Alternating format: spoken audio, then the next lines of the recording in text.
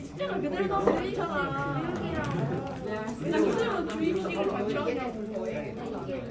이걸 자, 앉으시고 방향 뭐 밑으로는 여기 있으니까.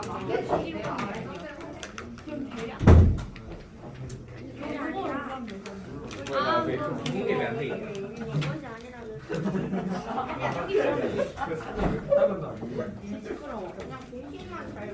클릭 안 보는데 야, 너 리플이 뭐야? 아무리 물리요.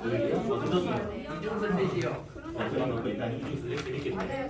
그러면 오늘 불리면 다 줄까? 물화생지. 물화치생. 물화생지.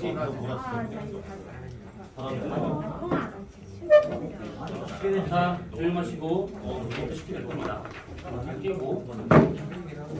자, 지금 우리가 방금 얘기했었던 은하 구조에 대한 것을 했었던 것이고, 그래서 그런 파의 세기라든지 그 다음에 어머 미쳤나 보다. 조용하셔야지. 그렇지? 후퇴와 접근에 관련된 걸 보고 우리 은하는 지금 시계 방향으로 회전하고 있구나 이렇게 볼 수 있습니다. 근데 한 가지 좀 더 추가해 보자면 이런 게 있어요. 우리 은하가 이렇게 팽개부가 있겠습니다.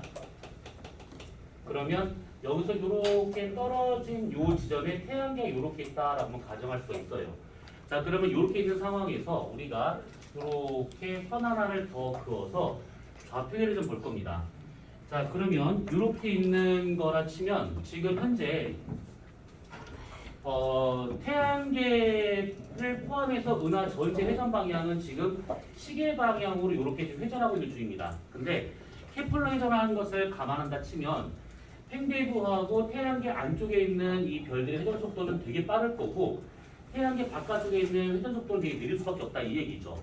그래서 이것을 태양계의 회전 속도랑 비교를 해봤었을 때 우리가 이게 곡선을 그리면 헷갈릴 수 있으니까 직선으로 바꾼다 치면 현재 태양계 회전 속도가 대략 이 정도다라고 한번 가정할 수 있게 이 정도. 그러면 1사분면이나 2사분면에 있는 얘네들과 같은 경우는 확실히 우리보다 더 빨리 회전할 수밖에 없어요. 그러면 여기 있는 별들은 이렇게, 여기 있는 별들은 이렇게. 원래 이게 곡선인데 지금 직선으로 바꾼 겁니다. 그러면 3, 4분면의 애들은 지금 얘가 회전 속도가 더 느려야겠죠, 우리보다. 이 정도 이렇게. 자, 그러면 이래서 썼을 때 그 태양계에서 보는 별들의 방향에 따라 가지고 여기 있는 이 별 같은 경우에는 우리 회전 속도보다 얘가 더 빠르기 때문에 이게 우리한테 좀 접근하는 방향이 될 겁니다. 접근. 그런데 여기 있는 애들은 우리보다 더 빨리 회전하고 있기 때문에 우리부터 멀어지고 있는 후퇴가 되고 있다는 얘기죠. 여기 있는 애들은 느리기 때문에 우리가 더 빨리 가면서 얘들을 좀 따라잡을 겁니다. 그래서 여기는 접근, 별과 태양계 사이가 접근. 여기 있는 별과 같은 경우는 우리가 더 빨리 가버리니까 얘가 못 따라오죠. 그래서 우리랑 거리가 멀어지고 있는 후퇴. 그래서 태양계에서 어느 쪽 방향을 보냐에 따라서 별들의 접근 후퇴가 결정되고 있는데 시선 속도를 친다면 접근이니까 마이너스, 후퇴니까 플러스, 얘는 마이너스, 얘는 플러스가 이렇게 보는 방향에 따라서 다르더라가 되고 있는 겁니다. 그러니까 저거는 우리 태양계 주변에 있는 별들을 봤었을 때 저렇다는 얘기고 아까 끝자락에 봤었던 것은 내가 한쪽 시선 방향을 가졌었을 때 은하 건너편에 있는 은하계의 건너편에 있는 거와 앞쪽에 있는 거랑 비교했었을 때가 되는 것이고 그러니까 약간 좀 그거랑 이거랑 조금 다른 겁니다. 자, 아무튼 그래서 저렇게 좀 되고 있는 것들입니다. 자, 그 다음에 저거는 나중에 여러분들이 원하는 그 고등학교를 가잖아요. 그러면 저거를 더 세밀하게 배우게 될 건데 지금은 더 들어갈 필요가 없으니까 저걸로 끝나요. 근데 나중에 저거를 어떻게 배우게 될 거냐면 저걸 배우는 학교를 가는 게 우선은 좋은 거죠. 은하 좌표계를 이용을 해가지고 저걸 갖고 이제 각 위치에 따라서 좌표값이 얼마면 시선 속도가 얼마다 이것을 이제 계산하는 것들이 좀 있습니다. 아무튼 그래서 이렇게 이제 볼 것은 요 놈인데 요것은 이제 우리 은하의 위치에 따른 회전 속도 분포를 나타내는 그림이에요. 이것이. 자, 우선은 여기가 우리가 생각하고 있는 은하의 중심이다라고 가정하고 멀어질수록 얘가 회전 속도가 어떻게 나타나고 있는가 이걸 좀 말하고 있는 것들입니다. 자, 우선은 대략 보게 되면 여기 중심에서 어느 정도 거리까지는 아주 빨리 얘가 거리가 멀어지면 따라 속도가 확 증가하고 있습니다. 그래서 이게 아까 얘기했었던 여기가 강체 회전이 되고 있는 부분이라 보시면 돼요. 멀어질수록 속도가 증가되고 있으니까 강체 회전이 되고 있구나 이렇게. 지금 여기서는 요것이 하나 나온 게 있는데 요건 잠깐만 지켜두고 케플러 회전에 대한 요 곡선이 하나 나오고 있는데 요것도 잠깐 지켜두고 여기다가 하나만 그려보자면 여기 있습니다. 원래 우리 은하의 회전은 속도는 어떻게 됐을 거다라고 예측했냐면 강체 회전을 하고 있는 여기를 벗어나게 되면 당연히 케플러 회전을 할 거기 때문에 이렇게 줄어들 거다라고 본 겁니다. 이렇게. 그래서 이런 식으로 예상을 했었던 것이지. 왜? 케플러 회전을 하고 있을 거니까. 근데 딱 보니까 속도가 줄어든 것처럼 보이다가 갑자기 속도가 증가하면서 뒤쪽에 갔을 때 속도가 더 증가합니다. 그래서 뭔가 좀 이상하다라는 생각이 된 것이죠. 그랬을 때 요 끝자락에서 회전 속도의 차이가 이만큼이 나타나고 있어요. 그러면 이게 뭘 의미하는 거냐? 얘네들은 우리가 알지 못하는 어떤 질량이 있구나 이렇게 볼 수가 있는 겁니다. 그러니까 은하 외곽에서 뭔가가 있어가지고 은하를 지금 돌리고 있구나 이렇게 지금 판단할 수 있는 것들이죠. 얘 같은 경우에는 아주 간단하게 질량값을 구할 수 있는 것이 요거예요. 은하가 이렇게 있어요. 여기 은하 중심입니다. 그러면 태양계 대략 여기쯤에 있는 거잖아요. 근데 태양계가 아닌 여기 은하 끝에 있는 별 하나를 딱 잡아요. 여기 별. 그러면 이 별과 같은 경우에는 은하 중심이 여기 있고 은하 외곽에 있는 별 하나가 있을 것인데 이 별의 질량을 우리가 스몰 m이라 치고 그 다음에 요거의 이 회전 반경 안에 있는 이 모든 천체들의 질량값을 우리가 라지 m이라 치고 여기서 이만큼 떨어진 거리를 r 여기서 돌아가는 회전 속도를 v라 친다고 하면 아까 우리가 했었던 그 저희 초등 공식 그겁니다. 만유인력이 90력이니까 정리하게 되면 R분의 라지 G, 라지 M이 되고 있는 것이고 그게 V 제곱이 되고 있더라 이것인데 여기서 이 라지 M은 이 별의 안쪽에 있는 이 모든 천체들의 질량 합을 우리가 라지 M으로 잡고 있어요. 그래서 여기에서 라지 M만 남겨놓고 R분의 G를 넘긴다고 치면 만유인력 상수분의 거리 제곱, 속도 제곱이 되고 있구나 이렇게 볼 수가 있는 것들이죠. 그러면 여기에서 얘는 상수니까 그다 치고요. 거리는 알잖아요. 오만방면인 거. 그래서 회전 속도만 알게 된다면 요 안에 있는 질량을 구할 수가 있더라 이겁니다. 그래서 여기 끝에 있는 애들이 원래는 여기 있을 것이 이만큼의 얘가 차이가 나다는 것은 그만큼의 속도차만큼이 결국 질량차가 되고 있구나라고 볼 수 있는 것들이죠. 그래서 발견된 질량이 뭐가 되고 있냐면 암흑 물질이 되고 있는 겁니다. 눈에 보이진 않아요. 빛과 상호작용을 하지 않기 때문에 그러니까 빛과 어떤 뭐 산란, 흡수, 반사 이런 걸 안 합니다. 그러니까 빛을 통해서는 알 수는 없습니다. 그런데 이런 식으로 계산을 통해 가지고 특히 초딩 과학을 상식만 알고 있으면 은하계의 질량을 구할 수 있다는 얘기인데 어쨌든 간에 이렇게 해서 암흑물질의 양을 구하는 게 되었다는 얘기입니다. 그래서 이 정도에 해당하고 있는 이 정도 면적에 해당하는 질량값이 결국 다 암흑물질이구나. 그러면 딱 보니까 우리 은하계를 차지하고 있는 질량은 우리가 볼 수 있는 관측 가능한 보통 물질보다는 암흑물질이 훨씬 더 많이 있구나 이렇게 알 수 있다는 겁니다. 되었죠? 자, 그래서 이런 식으로 알지 못하는 그런 질량에 대한 것들을 이렇게 계산을 할 수 있더라라는 겁니다. 자, 그러면 요거에 대한 얘기는 넘어가기로 하고요. 그 다음 페이지를 보시면 우주를 구성하고 있는 어떤 물질과 이런 것들이 쭉 나온 게 있을 겁니다. 이 있을 것인데 얘가 지금 보시면 원그래프 안에 지금 그 암흑 에너지라고 하는 것이 있고 그리고 암흑 에너지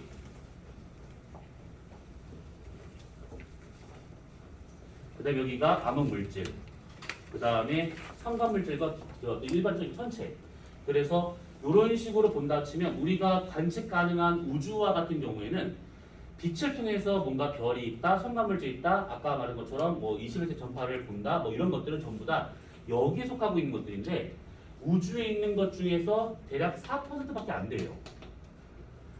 이 4%라고 하는 거면 거의 우리가 모른다라고 봐야겠지.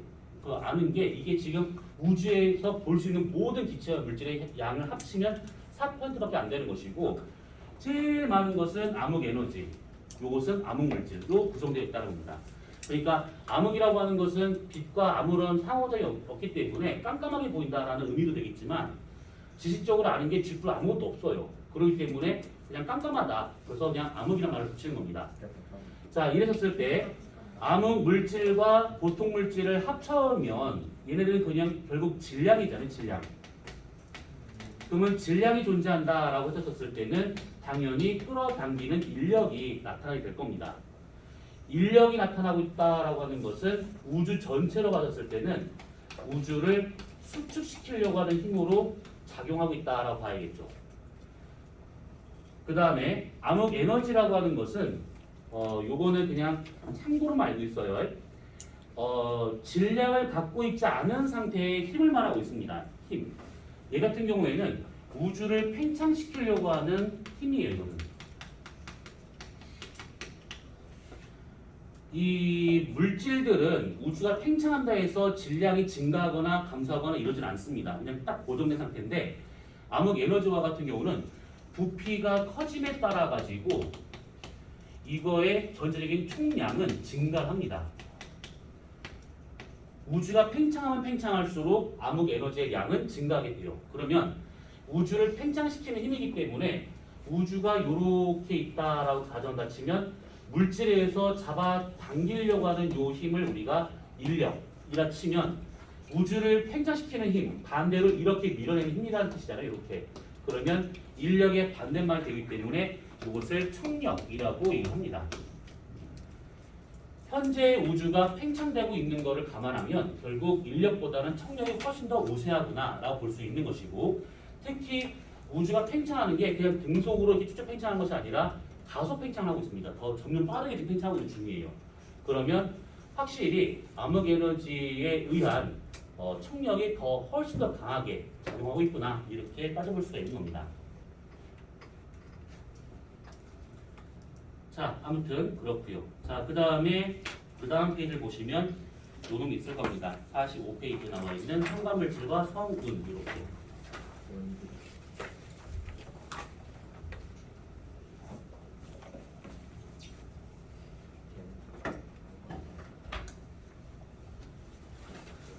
자, 우선은 아까 조금씩 얘기했었기 때문에 여기서 좀 이게 웬만하면 좀 기억이 날 겁니다. 자, 성간 기체와 성간 티끌이라고 하는 것이 있는데 먼저 성간 기체는 주로 수소하고 헬륨입니다. 요거. 우주에서 대부분을 차지하고 있는 기체는 수소와 헬륨이에요. 요것이 좀 웃기는 건데 이 수소하고 헬륨의 비율이 대략 한 3대 1 정도가 나와요. 3대 1 정도. 그런데 여기서 좀 웃기는 게 뭐냐면 99% 성간 기체 중 99% 차지하고 있는 기체가 얘네들이다. 그 중에서 얘하고 비율이 대략 한 3대 1이다. 이렇게 나와요. 근데 지금은 아마 지금이 아니지. 지금은 나오지도 않지. 한 몇 년 전에 난 그 광고를 보면서 정말 깜짝 놀랐는데 역시 문과스럽다 싶었었어요. 뭐냐면 현대자동차에서 광고가 하나 나왔는데 이걸 때 사갈 때도 너무 웃겨. 다 차치해두고 딱 저것만 본 거예요. 저것만. 성간물질의 99% 차지하고 있는 것이 수소와 헬륨이다. 이런 식으로. 그래서 현대자동차에서 그때 뭐라고 광고가 나왔냐면 수소 자동차 개발을 할 때 한창 할 때 그때 뭐 우리 이런 기술을 갖고 있어 이렇게 자랑하려는 그런 광고가 나왔는데 우주의 99% 차지하고 있는 그 수소를 이용을 해서 뭐 친환경 자동차를 만들겠다 뭐 이런 식으로 막 나왔어요.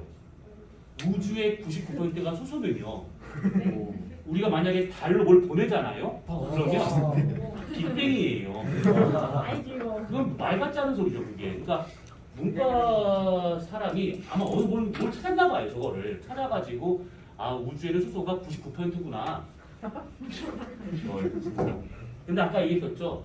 우리가 알고 있는 우주 중에 4%가 우리가 알고 있는 보통 물질이고 그 중에 3.6%가 성간 기체예요. 그러면 3.6% 중에서 99%가 수소 헬륨인데 그 중에 3분의 1이 4분의 3이 수소예요.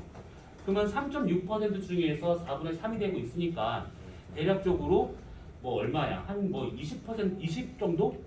한 2.7%, 2.7. 우주의 2.7% 정도밖에 없는 게 이게 지금 수소예요. 근데 그것을 99% 수소라고 그게 그렇게 뻥치나? 난 또 보면서 참 역시 문과생들 안돼 이거 영상 녹화 중이지. 그래도 안돼 뭔가 아는 것 같은데 짚을 아는 게 없어. 입만 나불나불 걸 줄 알아. 얘 문과생 없죠? 없어야 돼. 이 와중에. 이게 국어가 인 사람이 몇 명이지? 응? 근데 아니 진짜로 이렇게 과거를 준비하고 있으면서 저는 이과생이에요라고 생각하지 않아. 근데 과거를 입학하고 난 다음에 문과 하는 애들이 있어요. 간혹 그런 애들 봤는데 국가의 벽을 느껴서 그런 거야. 그러겠지. 그러니까 이과적인 머리가 안 되는 거야. 그래가지고 문과 공부를 과거에서 하더라고. 나도 궁금했어. 그래서 뭐 하는 짓이에요? 이랬었어. 자기는 이과를 안 맞는데 너 일반고 아니잖아. 너 과거잖아. 근데 걔가 세종과거였어. 서울에. 세종과거였는데 너는 그 학교를 되게 그냥 네 집에 들어가는 것처럼 쉽게 들어갔구나. 네, 맞아. 넌 쉽게 들어갔어. 맞아. 내가 걔네 집을 알거든. 근데 걔네 좀 되게 쉽게 공부해서 쉽게 들어갔어요, 진짜로. 네? 거기가 뭐, 학교예요 그렇게? 그게 되는 학교가 아닌데 걔가 기본적으로 머리가 돼 있는 애야. 이게. 그래가지고 걔는 뭘 하나만 딱 던지잖아. 그러면 지가 막 이렇게 뭐 해. 또 이게 적당한 표현인가? 한 가지를 알려주면 10가지를 안다라는 거 들어봤죠? 네. 보통 사람들 그게 안 돼, 다. 그렇지? 그거 누가 돼? 10가지 가르쳐줘야 한두 가지를 알겠지. 네, 알려서 하지. 근데 걔는 진짜 한두 가지를 알려주면 10가지를 생각하는 애인데 와. 그냥 그게 공부해가지고 세종과거를 탁하니 붙었어 이것이. 근데 가서 문과 공부를 하고 있네. 그냥 이과를 안 맞는다고. 머리가 아파. 대학 프라이 남마다 그런 거예요. 그래가지고 너 무슨 거기 왜 다니냐? 힘들지 않냐? 힘들다고는 하는데 재밌게 또. 너 뭐 하는 앤데? 모르겠어요. 그러니까 다 알게. 되는 거 같긴 해. 그러니까 그런 애들이 원래는 한과형 같은 데 가가지고 카이스트 같은 데 가는 게 제일 맞는 건데 시기를 놓치는 바람에 그렇게 영자들은 못 갔죠 결국은. 생각은 지원 못했어. 근데 그런 데 보면 진짜 짜증나. 이 이과도 잘해, 문과도 잘해. 좀 짜증스러워. 왜 살지? 괜찮아. 그런 건 특별한 애들이고 대다수는 너무 특별하다. 여기잖아. 대다수는 똑같아. 과거는 DP. 특별한 사람은 별로 없어요. 자, 아무튼 그래서 현대점수 얘기하다기보다 아무튼 됐고, 자 그다음에 성간 티클이라고 하는 것이 있는데 성간 기체는 눈으로 보이지 않는 것들이잖아요. 기체를 눈으로 볼 수 있는 거 되게 신기하긴 하겠지만 아무도 안 보입니다. 성간 티클과 같은 것들이 이제 눈에 볼 수 있는 것들인데 보통 이제 먼지라고 말하지만 그 먼지를 구성하고 있는 애들의 성분이 뭐냐면 탄소 알갱이와 같은 걸로 되어 있거나 아니면 규산염과 같은 이 규산염이라는 것은 암석을 말하고 있는 겁니다. 암석 부스러기 그런 것들로 되어 있는 먼지와 같은 것들이다라고 생각하시면 돼요. 얘는 암석이 부서진 상태가 규산염이라 친다고 그러면 탄소와 같은 것들은 핵융합에 의해 가지고 만들어지는 생성물이죠. 근데 저것까지는 우선 모른다 치고 우선 이렇게 해가지고 있는데 그 먼지들이 이렇게 얼음층으로 이렇게 덮여 있는 상태입니다. 보통이라면 이런 먼지 하나는 우주에서 가로 10m, 세로 10m, 높이 10m인 이 육면체 안에 얘 먼지 하나 들어 있습니다. 그러니까 거의 없다 보시면 돼요. 그런데 이런 것들이 어떤 이유로 뭉쳐 있으면 그것을 우리가 성운이라 할 수 있는 것들이죠. 자, 아무튼 이렇게 되고 있는 것들입니다. 자, 그랬었을 때 이 성간 티클, 기체가 아닌 성간 먼지에 의해서 생길 수 있는 현상이 지금 보시면 두 가지가 나온 게 있어요.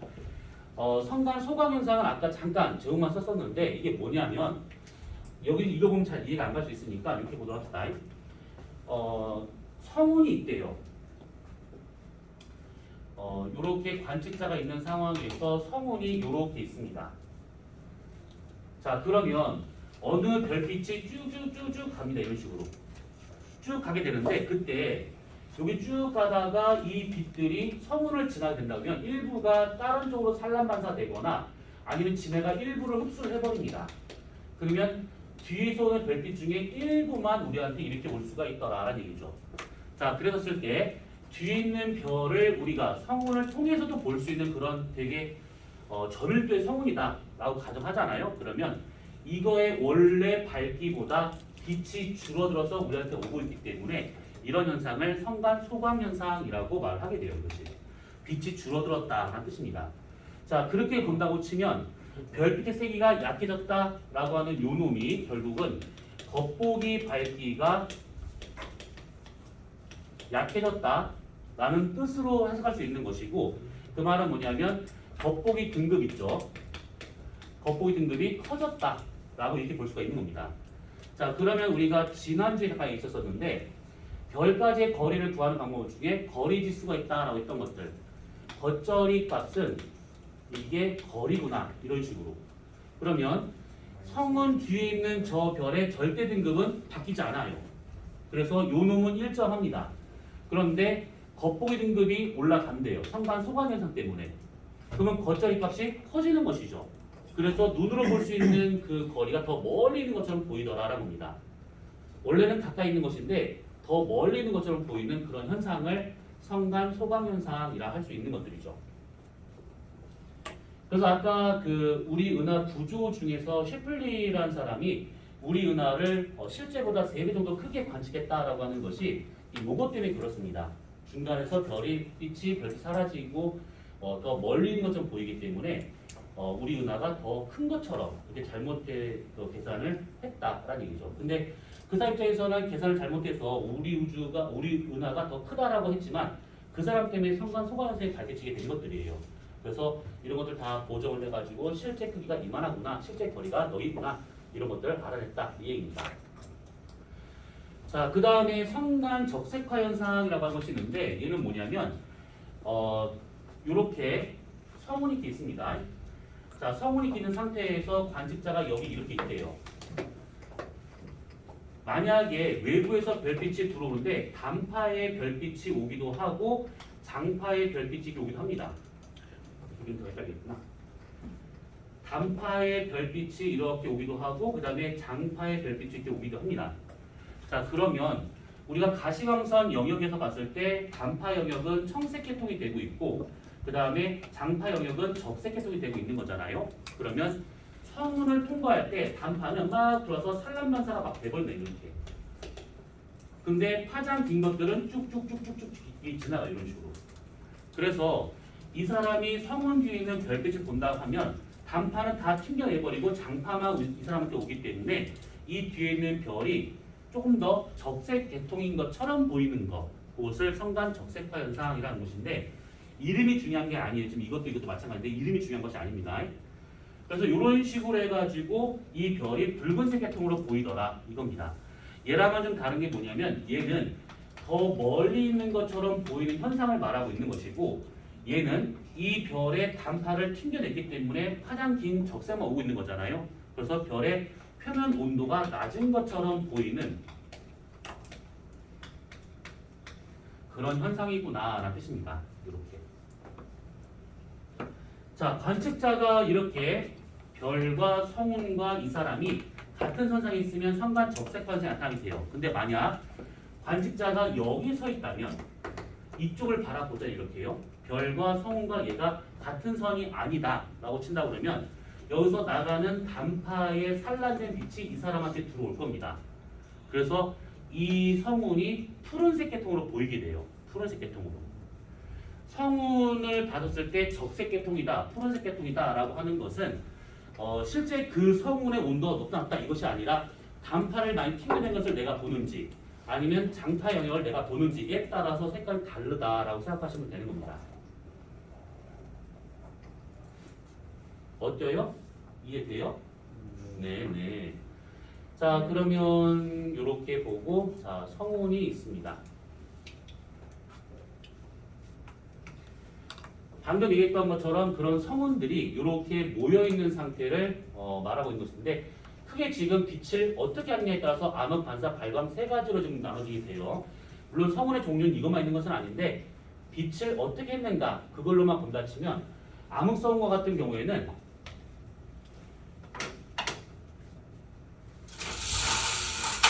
이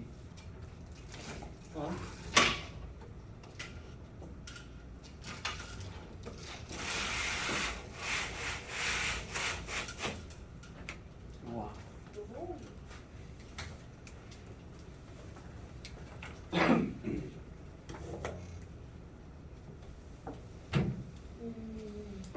와, 진짜 멋있어요. 요거예요. 오. 신기하다.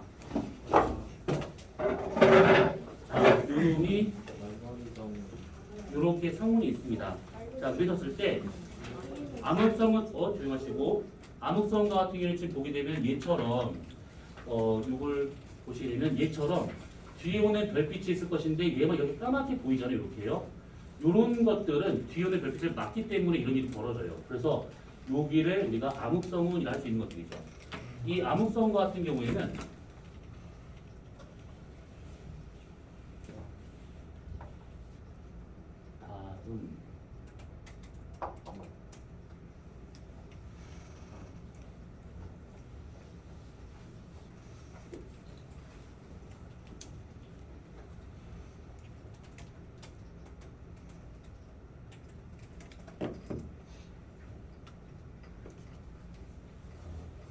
오.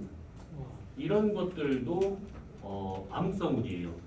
여기 지금 뒤에 보면 이게 푸른색 뭔가 보이는데 앞으로 이렇게 지금 이게 가로막고 있는 거죠. 이렇게요. 그래서 이런 것들이 암흑성운인데 뒤에 지금 그 푸른색 보이는 것은 실제 이게 푸른색이라는 것이 아니고 영상을 보정을 한 겁니다. 이것이. 그래서 뭐 이런 것들도 있고 그 다음에 뭐 성운대요. 용벌자리 성운. 그래서 개인적으로 멋있는 거다라고 오, 생각하는데 와. 요걸 말하고 있는 겁니다. 우와. 보시면 여기에 하데스의 창처럼 보이고 이렇게 들고 있는 것좀 보이죠 이렇게요.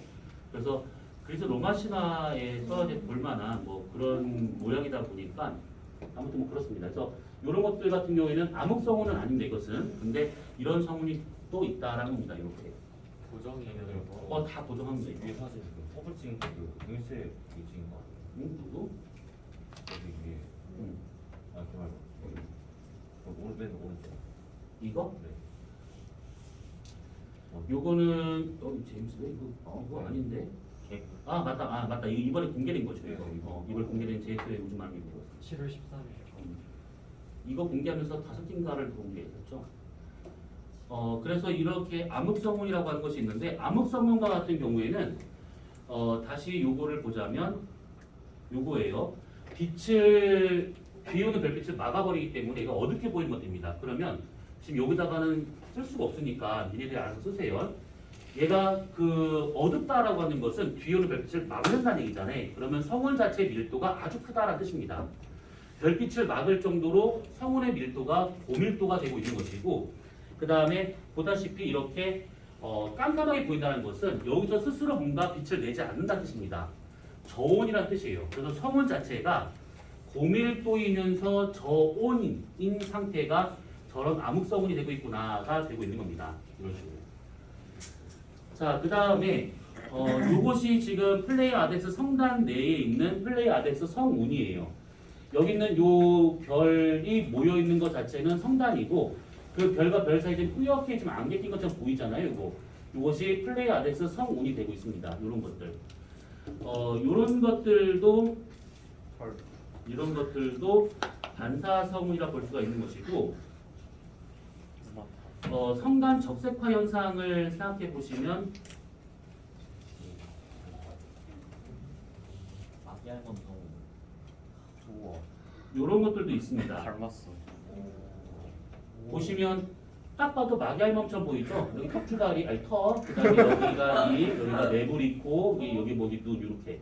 그래서 옆모습을 본 것처럼 보이는 이런 형태가 이게 마귀알몸 성운인데 뒤에 있는 별빛이 보일 정도로 성운의 밀도가 작아요. 그래서 저밀도의 성운이고 이런 것들도 이제 그 빛을 반사시켜서 볼 수 있는 그런 반사 성운이구나 이렇게 생각하시면 되는 겁니다. 이런 성운도 있고 성분이 다 기억이 안 나. 그냥 반응이 너무 독수리. 그렇죠. 이게 플레이하드 성분이 되는데 이게 지금 이렇게 보면 이렇게 뿌옇게 보이는 이런 것들을 말하고 있는 겁니다. 약간 이미지를 약간 좀 이렇게 바꾼 것 같은데. 재미난 별명의 성분들. 그래서 오늘 다른 성분이에요. 그 다음에 이게 에스키모 성분인가 그런데. 요거는 이제 그 행성상 성분 중에 이제 하나가 되고 있는 그런 성분이에요. 이게 별이 행성수를 막 반복을 하면서 이런 식으로 될 수 있는 것들인데 나중에 시간이 지나면 이 가운데서 별이 만들어지기도 합니다. 이런 것들 쭉 되고 있는 것들이고요. 그 다음에 마기하면 소문 잊혀지질 않아. 뭐야 저거? 그 다음에 이게 독수리 성분이죠. 우와. 독수리에 날아가는 것처럼 보이는 그런 성운을 말하고 있는 겁니다. 이것들도 지금 보시게 되면 뒤에 별빛을 막을 정도로 되게 깜깜하게 보이잖아요, 여기가. 그래서 이것도 다 암흑 성운이구나 이렇게 볼 수가 있는 겁니다. 이것을 살짝 돌려서 색깔을 보정하면 이렇게 나오게 돼요. 그래서 뭐 이거는 그냥 그런갑다 하고 보시면 되는 겁니다. 자, 그 다음에 저기 발광 성운이라고 하는 것이 있는데 대표적인 것이 오리온 대성운이 되고 있는 중이죠. 그래서 이런 식으로 밝게 빛나고 있습니다. 그러면 이렇게 별빛이 성운이 빛난다는 것은 첨가물질이나 기체가 되어 있기 때문에 스스로 빛을 낼 수는 없어요. 그래서 이렇게 본다고 치면 주변에 있는 고온의 별에서 나오는 열 에너지를 얘가 흡수한 다음에 스스로 방출한 것처럼 보이는 이런 상태를 말하고 있는 것들이죠. 그러면 얘가 그 에너지 주변에 있는 에너지를 흡수를 할 정도로 고밀도의 성운이라는 뜻이고 밝게 빛난다는 것은 그만큼 온도가 높기 때문에 고밀도 고온의 성운이 되겠구나 이렇게 따져볼 수 있는 겁니다. 성운의 밝기하고 그 다음에 뭐 별빛의 차단 유무를 보게 되면 밀도라든지 온도라든지 이런 것들을 따져볼 수가 있는 것들이죠.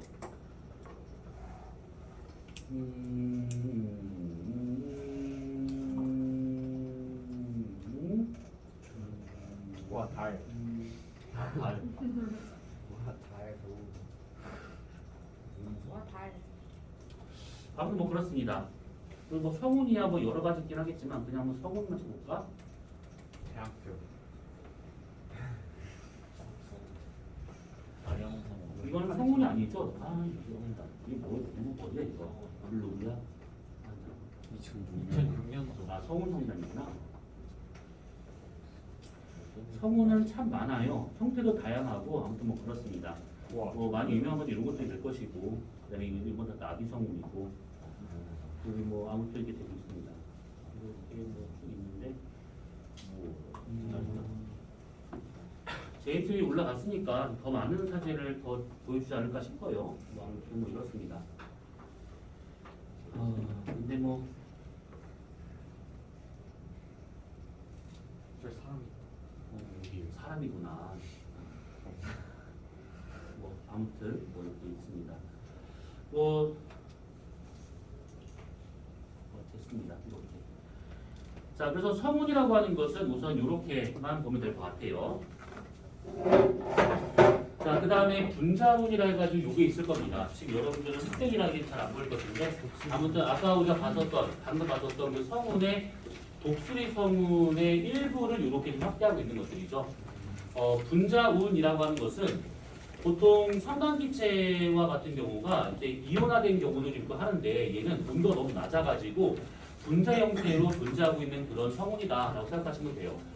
그러다 보니까 이게 나중에 수축을 해가지고 별을 만들어야 되는 것들인데 성운의 온도가 너무 높아져 버리게 되면 이게 기체가 온도 높으면 그때 팽창하잖아요. 그래서 이렇게 분자운처럼 온도가 낮은 또는 아까 봤던 성운 중에 암흑성운과 같이 온도가 낮은 그런 성운들은 팽창하려고 하는 힘이 약하다 보니까 원활하게 수축을 해가지고 별이 잘 만들어지는 겁니다. 그래서 이런 분자운들 같은 거 보게 되면 특징을 쏘했다시피 밀도가 높아서 뒤에는 별빛을 막을 정도로 그래서 깜깜하게 보이더라라는 건 된 것이고 온도가 낮다 보니까 부피가 팽창하려는 그 힘이 작아가지고 얘가 수축이 잘 일어나서 별이 잘 만들어지더라 이렇게 되어 있는 것입니다. 그리고 이런 상간물질과 같은 경우에는 별이 이렇게 초신성 폭발 그러니까 질량이 기본적으로 태양 질량이 8배 이상 넘어가고 있는 별들 중에서 나중에 불안정한 상태로 이제 끝날 때 폭발합니다. 그것을 이제 초신성 폭발이 하게 되는데 그 폭발하면서 우주로 그 물질들이 쫙 펴져 나간다거나 아무튼 그렇게 되고 있는 것들이다 생각이 된 것입니다. 이거는. 그래서 뒤에 보시면 이렇게 문제가 쭉 나와요. 그래서 잠깐만 요거는 잠깐만 하고 요거 몇 페이지 이거 아무튼 알아서 보세요. 자, 허블이 아까 이제 허블에 대한 얘기를 잠깐 했었는데 허블을 기준으로 그 이전과 그 이후에 천문학이 많이 달라져 버립니다. 특히 이 사람과 같은 경우에는 외부 은하를 많이 관찰한 사람인데 이 사람이 어떻게 본 거냐면 여기 나와 있는 것처럼 안 나왔어요. 가시광선 영역으로 해서 은하의 모양 갖다가 한번 분류를 한번 해본 겁니다. 가시광선 영역으로 은하를 한번 분류를 해봤던 것들이에요. 그러면 어떻게 되느냐면 여기는 불규칙 은하를 제외하고 대부분의 어떤 특정한 모양을 띠고 있더라가 되고 있는 것이고 왼쪽에 있는 것들은 타원 은하, 그러니까 나선팔이 안 보이는 상태에서의 타원 은하 되고 있는 것이고 볼록 렌즈와 같은 렌즈 은하, 그 다음에 나선팔이 있는 나선 은하들 중 팽대부에 막대가 있냐 아니면 없냐에 따라서 이렇게 구비되고 있는 겁니다. 보이는 형태 갖다가 그냥 이렇게 좀 구분하고 있는 것들이에요. 우리는 현재 이 막대 나선 은하에 지금 속해 있다라고 되어 있는 것이고 특히 SBA 형태로 지금 나타나고 있는 중입니다. 우리 은하와 같은 경우는 스바 형태. 스바 제가 연병을 아무튼 그래서 이렇게 지금 되고 있는 상태예요. 그리고 저 끝에 있는 타원 은하에 보면 E0, E7 써 있을 것인데 저 뒤에 있는 숫자는 편평도를 말하고 있는 것들입니다. 얼마만큼 눌려 있는가를 보고 있는 것인데 이 제로와 같은 경우가 지금 거의 1에 가깝고 이 세븐은 확실히 눌려 있는 상태다라고 생각하면 되는데 이거는 조금 뭔가 오류가 될 수 있는 것이 지구에서 본 모양대로 편평도를 따진 겁니다. 이렇게 돼 있으니. 이 편평도라는 것은 20일과 같은 거라고 생각하시면 돼요. 얼마만큼 타원인가 원인가. 이게 은하가 이렇게 딱 치면 이렇게 봤을 때 이렇게 옆에서 보면 이렇게 보이겠지만 이것을 이렇게 본다면 네모로 보여요. 그래서 지구에서 어떻게 보이느냐에 따라 가지고 편평도가 결정되고 있더라라는 겁니다. 특히 여기서 불규칙 은하와 같은 경우는 좀 태어난 지 얼마 안 된 그런 은하가 되고 있는 것이고 끝에 있는 이 제로 타원 은하와 같은 경우가 나이가 되게 많습니다. 그러면 여기서부터 은하가 태어나서 저쪽 쭉쭉 가서 저게 진화해서 끝나는 것이냐? 아니죠. 은하는 진화를 하는 요 연관성이 아무것도 지금 밝혀진 게 없습니다. 그래서 우연찮게 분류를 하고 봤더니 어떤 특정한 패턴은 보이는데 은하 진화하고는 아무 상관이 없는 그냥 그런 거다라고 생각하시면 돼요. 그래서 뭐 각 은하의 특징 쭉 나온 게 있을 것이고 특이 은하라고 하는 것이 있는데 이거는 그냥 그런가 보다 하고 받으시면 됩니다. 전파 은하, K사. K사는 K사. 어디 있지? 그 학교? 구덜태 인과 인과학에 있나? 예. 이렇게. 인과학에 지금 K사가 인과학에도 있고 세종과구에도 K사가 있죠. 와. 이름이 똑같은 천문 동아리가 있는데 아무튼 그렇습니다. 그래서 이렇게 지금 되고 있는 것인데 K사는 아주 멀리 있는 은하입니다. 이게 처음에는 별인 줄 알았어요. 왜냐하면 별처럼 보였으니까. 근데 지금 근래에 와서는 K사가 되게 좀 멀리 있는 은하다라고 하는 것이 밝혀진 것들이죠. 허블 법칙상 본다고 하면 멀리 있는 천체일수록 우리로부터 더 빨리 멀어집니다. 후퇴를 더 빨리 하게 돼요. 근데 얘와 같은 경우에는 90%의 광속으로 좀 멀어지고 있는 중이에요. 그 말은 뭐냐면 거의 우주 끝에 있는 거다라고 볼 수가 있는 것들이죠. 90% 네, 미친 거지. 엄청 빠른 것이죠. 그 다음에 이건 세이퍼트 은하가 되고 있는 것들이고요. 우주 구조라고 하는 것이 있는데 우주 구조와 같은 경우는 그냥 보시면 돼요. 우리 은하와 같은 게 개별적인 은하가 하나하나 있는 것이고 그런 은하들이 몇 개 모여 있으면 은하군이 되는 것이고 그런 은하군들이 몇 개 모여 있으면 은하단이 되고 있습니다. 그런 은하단이 훨씬 더 많이 모여 있으면 초은하단이라고 볼 수 있는 것들인데 요 밑에 보면 요것이 있을 거예요. 이것이요. 이게 뭐예요? 라고 하게 되면 이게 우리가 지금 볼 수 있는 우주의 끝이다라고 생각하시면 되는 것들인데 보시면 여기서 지금 요거는 요거가 나올 겁니다. 필라멘트라고 하는 것도 있고 보이드라고 하는 것도 있는데 필라멘트와 같은 거는 보이는 요런 가닥을 지금 의미하고 있는 것들이고 보이드라고 하는 것은 요렇게 빈 공간을 지금 말하고 있는 겁니다. 요런 빈 공간, 까만색 부분 요런 것들. 그리고 필라멘트가 만나는 요런 마디 같은 것들이 몇 개 보이고 있습니다. 자, 이랬을 때 보통은 이런 필라멘트 요 사이사이에 은하분이나 은하단과 같은 것들이 좀 모여 있는 상태이고 이 필라멘트끼리 모이고 있는 이런 가닥, 매듭 이런 데와 같은 경우가 초은하단이 있다라고 지금 보고 있는 중이죠. 그래서 이런 보이드를 제외한 나머지 요런 걸 따라 가지고 천체가 지금 구성되고 있다 이렇게 보고 있습니다. 이거를 보고 어떤 사람들은 다중우주를 얘기하는 경우가 더러 있어요. 근데 다중우주가 맞을지 안 맞을지 모르는 상황이긴 한데 이제 어떻게 이제 생각을 하고 있는 거냐면 그 사람들 입장에서는 이 끝에 있는 이게 지금 거대 벽이라고 이제 보통 말하는 이제 거대 구조가 되고 있는 것들인데 이런 보이드와 같은 것들이 우리가 일반적으로 생각하는 천체물에서는 설명이 잘 안 됩니다. 골고루 뭔가 있어야 될 것인데 군데군데 이게 아무것도 없어요 이것이. 그럼 이건 왜 없는 것인가? 실제 없다라기보다는 이게 조금 이게 표현이 맞는가 모르겠는데 우리가 비눗방울 하나를 이렇게 공중에 띄웠다 하면 가정하실 때 상상으로 비눗방울 하나가 공중에 딱 떠 있어요 이렇게. 그러면 우리는 이 안에 있습니다 이런 식으로. 그 안에 있는 이 우주 안에 있는 것인데 비눗방울 하나만 있으면 상관없는데 만약에 비눗방울 몇 개가 이렇게 겹쳐 있으면 비눗방울과 비눗방울이 만나는 면이 보통 육각형으로 잘 나오겠죠 이렇게. 그것이 여러 개가 겹친다고 그러면 여러 개의 면, 다각형 구조가 이렇게 비눗방울 면과 면이 부딪히는 요 사이에서 다각형 구조가 보이게 될 것들 이것이. 그러면 면 하나를 기준으로 비눗방울 두 개가 지금 붙어 있는 상태죠.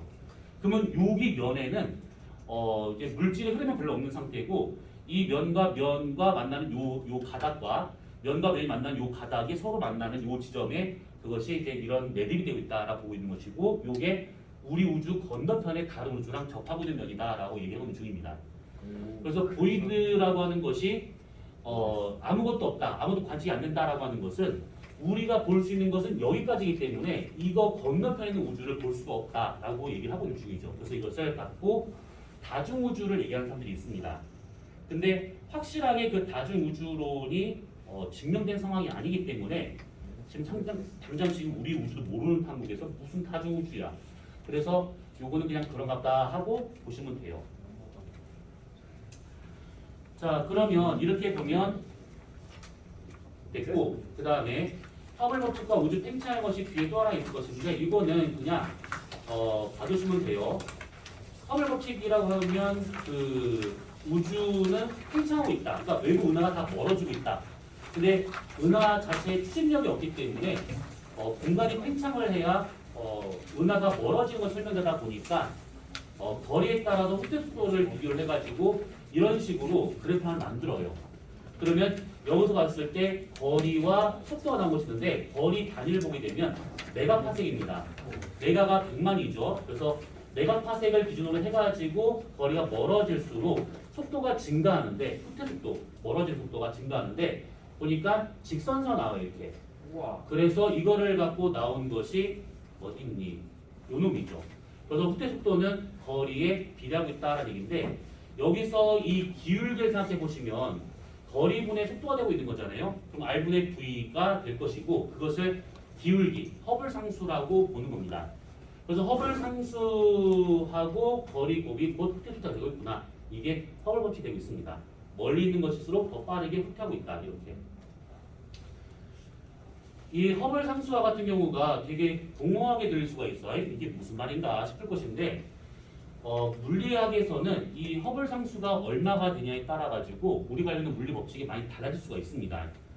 그래서 요거 같은 경우에는 그냥 그런가 보다 하고 보시면 되고 나중에 여러분들이 물리 쪽으로 이제 전공을 해서 대학을 가고 전공을 살려가지고 이런 물리학자가 되었다. 그러면 확실하게 허블 상수의 값을 밝혀주면 노벨 물리학상이에요. 지금 저기 위에 보면 허블 상수를 71km/s 되어 있는 것인데 이거는 이게 한 5년, 6년 전에는 저게 맞는데 지금 68 정도로 보고 있어요. 이게 허블 상수가 달라졌다라고 하는 것은 우주에 어떤 변화가 생겼다는 뜻이 아니고 관측하는 장비가 더 민감하게, 예민하게 더 많이 관측했다는 뜻입니다. 요거는 그냥 그런가 보다 보시면 될 것 같고요. 빅뱅 우주론이죠. 이런 것들. 우주의 미래. 여러분의 미래도 모르는 한국에 우주의 미래. 악세 미래는 알아요. 닥쳐봐. 눈에 가보는 거예요. 아, 그렇지. 깜깜하지. 네. 자, 우주의 미래와 같은 경우는 우선 이게 뭐 쭉 있어요. 그래서 뭐 이런 것들 그냥 쭉 한번 읽어보시면 될 것 같습니다.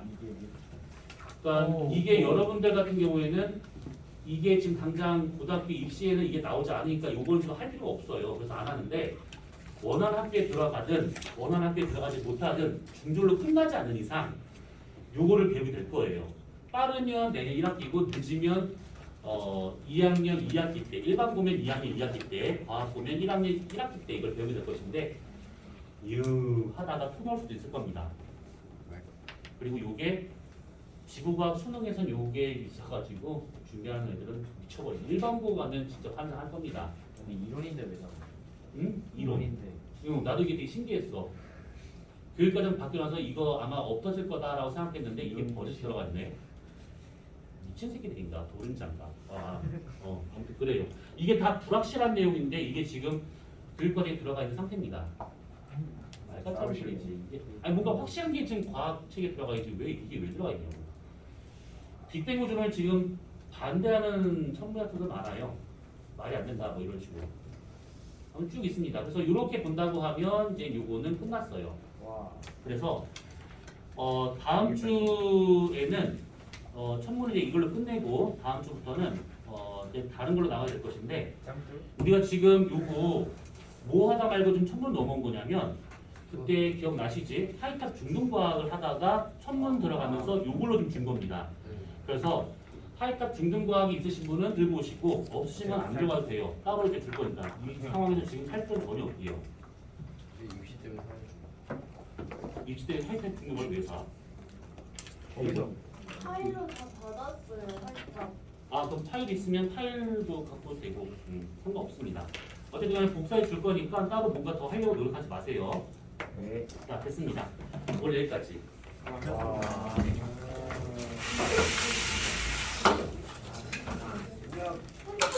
야 물리칠 때 페일 있는 꺼요? 꺼요? 저도 할까? 선생님 이거 꺼요? 맞다.